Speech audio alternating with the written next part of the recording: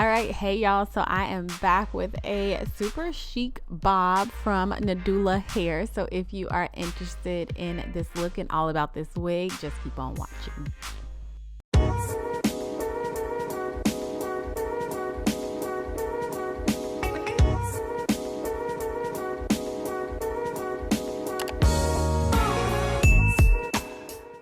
All right, you guys, so this wig was sent to me by Nadula Hair, and I'm just gonna quickly give you guys a nice little tutorial, first impressions tutorial. So let's just get right into it. So this is their 13x4 lace frontal bob wig. It's 150% density and it's 12 inches. So I've already bleached the knots on this wig and I'm just showing you guys the hairline. So today, you guys, I'm gonna be sharing with you just a few things that I'm gonna start changing about how I do my wigs, how I install them, or what products I use and techniques and things, starting with how I'm plucking the lace.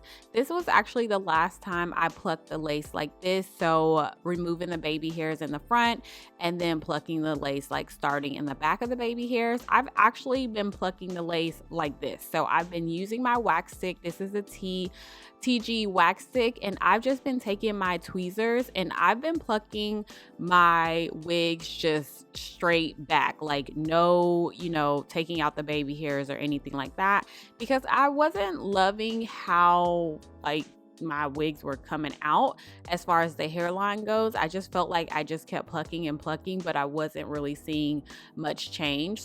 And this is the reason why I love like doing wigs and tutorials like this, because I get to practice my skills, I get to perfect my skills and learn and switch things up, and also kind of teach you guys what to do and what not to do all at the same time. So that's one of the changes I'll be making. You guys just saw me pluck the middle part just a bit, just to widen it up, which really makes a difference in my opinion. And here I'm just doing what I have been doing, using that wax stick to really mold the hair and get it to lay down nice and flat. I typically do it a little bit heavier on like one side of the wig. It just depends on how it dries and like that kind of thing versus the other side. So just showing you guys a comparison of the pre-plucked and what's not plucked, and getting right into how I'm going to install this wig.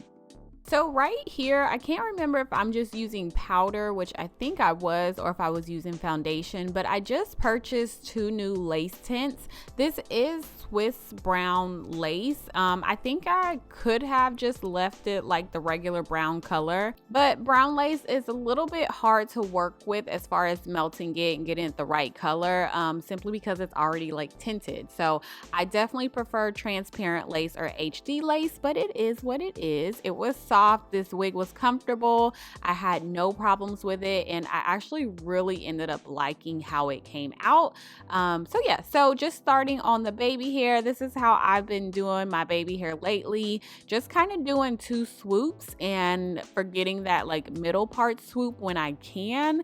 It's not always avoidable for me, but I've definitely been trying to let it go because it just really gives off a I'm wearing a wig look, and I'm trying my best to get away from that. And I typically make my baby hair a lot shorter than this. I don't know what I was thinking this day, or if I just wasn't seeing very well, because y'all know I'm blind as a bat. I didn't have no contacts in, no glasses, nothing like that this day. But they are pretty long, and the shorter you go, the more natural the wig looks as far as your baby hair goes. When you have super long baby hair, and I mean, sometimes it's called for, sometimes it's not, but I think when you're doing a style like this is a very simple bob, very chic. So you want to, you want the rest of the wig to look just as chic and just as simple. So you don't need to do super exaggerated baby hair on a straight, sleek bob, So that's just my opinion again, but of course, do as you please. So I've kind of been wanting just to switch up like how I wear my hair underneath, as far, actually not wear my hair, but like the cap that I use a brown wig cap underneath, because I felt like that was giving me a more natural look. And I got a lot of you guys noticing that my wigs start to look a little bit more natural. But again, that's not the color of my actual scalp. My scalp is lighter than this. So for the next couple weeks, you guys, I'm going to just be switching things up. I typically like my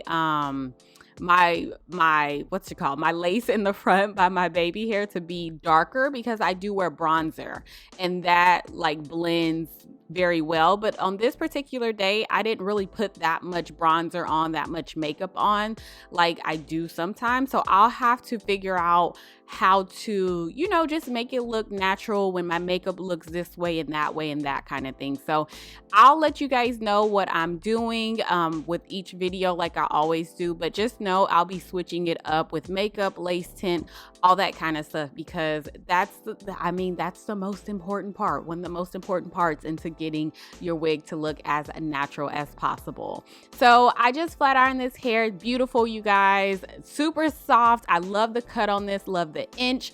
I think I'm in love with anything that's 10 to 12 inches on me. I think it's a perfect length. This wig is like, it's around $90 or a little less depending on the inch. So I think it's a really great affordable wig. I love Nadula hair as well. And it's going to be a very easy wig for you to maintain, you know, just working from home, virtual learning from home, you know, the parents, we're now teachers, you know, that kind of thing.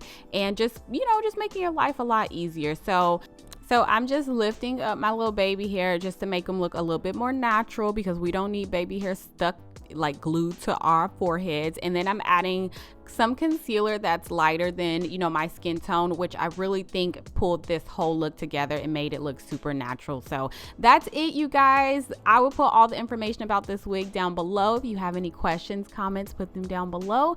Thank you so much for watching. Don't forget to give me a thumbs up and subscribe, and I will talk to you in my next video. Bye.